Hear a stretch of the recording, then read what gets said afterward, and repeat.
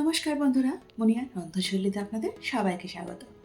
আশা করি আপনারা সবাই খুব ভালো আছেন। কথায় বলে মাছের রাজা রুই আর শাকের রাজা পুঁই। ইলিশ মাছ এমন একটা মাছ যেটা সকলেই আমরা খেতে ভালোবাসি। পুঁই শাক আর ইলিশ মাছের মাথা একসঙ্গে পড়লে যে কি অপূর্ব স্বাদ তৈরি হয় সেটা যারা খেয়েছেন তারা তো জানেনই, আর যারা খাননি তাদের জন্য নিয়ে এসেছি একদম ঘরোয়া স্টাইলে ইলিশ মাছের মাথা দিয়ে পুঁই শাকের চচ্চড়ি, যেটা দেখলে কিন্তু খেতে ইচ্ছা করবে। এই ইলিশ মাছের মাথা দিয়ে পুঁই শাকের চচ্চড়ি কিন্তু কোনো নতুন রেসিপি নয়, এটা কিন্তু আমাদের একটা ঐতিহ্যবাহী বহু পুরনো রেসিপি। চলুন বন্ধুরা, এবার তাহলে জেনে নেওয়া যাক খুব সহজে কিভাবে তৈরি করতে হয় আমাদের বাঙালিদের সাবেকি এবং ঐতিহ্যবাহী অত্যন্ত সুস্বাদু ইলিশ মাছের মাথা দিয়ে পুঁই শাকের চচ্চড়ি। আসুন বন্ধুরা, দেখে নেওয়া যাক এই চচ্চড়ি করতে কি কি সবজি লাগবে। একটা ছোট বেগুনকে একটু বড় বড় টুকরোতে কেটে নিয়েছি। একটা ছোট সাইজের আলু, যেটাকে আমি ডুবো ডুবো করে কেটে নিয়েছি। সাথে নিয়েছি কুমড়ো, সেগুলোকে একটু বড় বড় করে কেটে নিয়েছি। আর নিয়েছি পেঁপে, সামান্য একটুখানি নিয়েছি, ছোট ছোট করে কেটে নিয়েছি। এবার পুঁই শাকের যে মোটা ডাঁটাগুলো সেগুলো নিয়েছি এবং সেগুলোকে মাঝখান থেকে চিড়ে নিয়েছি। এই হলো সবজি। কড়াতে দিয়ে দিচ্ছি 3 টেবিল চামচ সরষের তেল। তেলটা গরম হয়ে গেলে দিয়ে দিচ্ছি মাছের মাথাগুলো, যেগুলোকে আমি আগের থেকেই নুন হলুদ মাখিয়ে রেখেছি। সাথে সাথে করে চাপাটাও দিয়ে দিচ্ছি যাতে করে তেলটা ছিটকিয়ে না আসে। এবার মাছের মাথাগুলোকে উল্টে দিচ্ছি। উল্টিয়ে দেওয়ার সাথে সাথে আবারও চাপাটা দিয়ে দিলাম। আর দেখুন এখানে মুড়োগুলো ভাজা হয়ে গেছে, এবার এগুলোকে তেল থেকে তুলে নেব। এখন কড়াতে দিয়ে দিচ্ছি আরও 1.5 টেবিল চামচ সরষের তেল।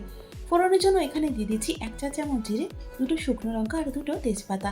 সাথে দিয়ে দিচ্ছি একটুখানি হিং, কারণ এটা যেহেতু পুঁই শাক। এবার ফোড়নগুলোকে একটু নাড়াচাড়া করে নিচ্ছি।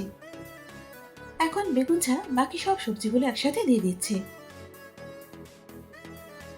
এরপর এখানে দিয়ে দিচ্ছি 1 চা চামচ আদা বাটা ও 1.5 চা চামচ ধনের গুঁড়ো। সাথে দিয়ে দিচ্ছি 1 চা চামচ হলুদ গুঁড়ো আর দিয়ে দিচ্ছি ঝালের জন্য 1.5 চা চামচ লঙ্কার গুঁড়ো। আপনারা চাইলে এখানে কাঁচা লঙ্কা বাটাও দিতে পারেন। এবার লো টু মিডিয়াম হিটে সবজিগুলোকে মশলার সঙ্গে প্রায় 3 থেকে 4 মিনিটের জন্য কষিয়ে নেব। মিনিট 4 পর এখন কেটে রাখা শাকগুলো দিয়ে দিচ্ছি। এর সাথে দিয়ে দিচ্ছি কয়েকটা কাঁঠালের বীজ, যেগুলোকে লম্বা লম্বা করে কেটে নিয়েছি। যেহেতু এটা কাঁঠালের সিজন, সেই জন্য কিন্তু এখন প্রায় প্রত্যেকের ঘরে কাঁঠাল থাকলে অবশ্যই কিন্তু বীজগুলো দেবেন, খেতে খুব সুস্বাদু লাগে। এখন সমস্ত কিছু আবারও খুব ভালো করে একবার মিশিয়ে নিচ্ছি। বন্ধুরা, সাবেকি পদ্ধতিতে ঠিক এভাবেই করা হয়, আর আমিও আজকে আপনাদের ঠিক সেই পদ্ধতিটাই দেখাচ্ছি, অর্থাৎ সাবেকি পদ্ধতি দিয়ে আমি এই চচ্চড়িটা তৈরি করছি। যেহেতু এতে ইলিশ মাছ দেওয়া হয়, সেই জন্য কিন্তু পেঁয়াজের ব্যবহার এতে করা হয় না। এবার এর মধ্যে দিয়ে দিচ্ছি পরিমাণ মতো নুন, তবে নুনটা একটু কমই দিলাম কারণ শাকটা একটু কমে যাবে। নুনটা দেওয়ার পর সবজি এবং শাকের সঙ্গে নুনটা ভালো করে মিশিয়ে নিচ্ছি। এবার এর মধ্যে দিয়ে দিচ্ছি কেটে রাখা বেগুনগুলো, দিয়ে আবারও একবার নাড়াচাড়া করে নিচ্ছি। এখন গ্যাসের ফ্লেমটা একেবারে লোতে করে চাপা দিয়ে সবজি এবং শাকগুলোকে সেদ্ধ করে নেব। প্রায় 8 মিনিট পর এখন ঢাকাটা খুলে নিলাম, নিয়ে সবজি এবং শাকটাকে আবারও একবার নাড়াচাড়া করে নিচ্ছি। চলুন এবার দেখি সবজিগুলো ঠিক কতটা সেদ্ধ হলো। হ্যাঁ, দেখুন এখানে সবজিটা বেশ কিছুটা সেদ্ধ হয়ে গেছে, তবে পুরোপুরিভাবে কিন্তু সেদ্ধ হয়নি। বন্ধুরা, আপনারা এটা নিশ্চয়ই লক্ষ্য করেছেন যে শাক থেকে কিন্তু খুব বেশি জল বেরোয়নি, সেজন্য এখন এখানে দিয়ে দিচ্ছি হাফ কাপ জল, যাতে করে সবজিগুলো ভালো মতো সেদ্ধ হয়ে যায়। জলটা দেওয়ার পর সবকিছু আবারও একবার ভালো করে মিশিয়ে নিচ্ছি।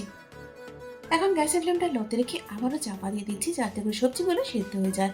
প্রায় 5-7 মিনিট পর এখন ঢাকাটা খুলে নিচ্ছি, নিয়ে আবারও একবার নাড়াচাড়া করে নিচ্ছি। আর দেখুন এখানে কিন্তু সবজিগুলো একেবারে সেদ্ধ হয়ে গেছে। এবার মাঝখানটা একটু ফাঁকা করে নিচ্ছি, নিয়ে এর মধ্যে দিয়ে দিচ্ছি ভেজে রাখা মাছের মাথাগুলো। সাবেকি রান্নাতে হালকা একটু মিষ্টি কিন্তু দেওয়াই হয়। এখানে দিয়ে দিচ্ছি 1.5 টেবিল চামচ চিনি। যদি আপনারা পছন্দ না করেন বা খেতে না চান, সেক্ষেত্রে স্কিপ করে দিতে পারেন। বন্ধুরা, এই চচ্চড়িটা আমাদের বাড়িতে সবাই খেতে খুব পছন্দ করে। আপনারাও কি পছন্দ করেন আমাকে কমেন্টস করে জানান। এখন 5 মিনিটের জন্য চাপা দিয়ে দিচ্ছি। মিনিট 5 পর এখন ঢাকাটা খুলে নিচ্ছি, আবারও একবার নাড়াচাড়া করে নিচ্ছি। বন্ধুরা, যদি আপনারা ইউটিউব থেকে দেখে থাকেন তাহলে চ্যানেলটাকে সাবস্ক্রাইব করে সাথে থাকবেন, আর যদি ফেসবুক থেকে দেখে থাকেন তাহলে অবশ্যই পেজটাকে ফলো করে নিয়ে পাশে থাকবেন, যাতে করে নতুন কোনো ভিডিও আপলোড হওয়ার সাথে সাথেই আপডেটটা আপনার কাছে পৌঁছে যায়। চচ্চড়িটা তো প্রায় হয়ে এসছে। বন্ধুরা এখানে একটা কথা বলি, আমি কিন্তু এতে কোনো রকমের গরম মশলা দিচ্ছি না। আপনারা চাইলে দিতে পারেন। কারণ যেহেতু এটা ইলিশ মাছ দিয়ে তৈরি, ইলিশ মাছের যে নিজস্ব গন্ধটা আছে সেটা কিন্তু এই চচ্চড়িতে ভালো লাগে। চলুন এবার এটাকে পরিবেশন করি।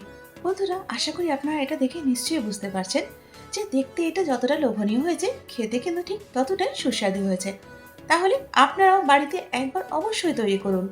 আর কেমন লাগলো আমাকে কমেন্টস করে জানান। যারা বাঙালি সাবেকি রান্না পছন্দ করেন, আজকের এই রেসিপিটা কিন্তু তাদের জন্য একটা পারফেক্ট রেসিপি। আশা করি আজকের রেসিপিটা আপনাদের ভালো লেগেছে। যদি ভালো লেগে থাকে তাহলে একটা লাইক করে দিন। তারই সাথে বন্ধু বান্ধব এবং আত্মীয় পরিজনের মধ্যেও শেয়ার করে দিন। সহজ, সুন্দর এবং অন্য কোনো নতুন রেসিপি নিয়ে ফিরে আসছি পরের ভিডিওতে। এতক্ষণ আমার সঙ্গে থাকার জন্য অনেক ধন্যবাদ।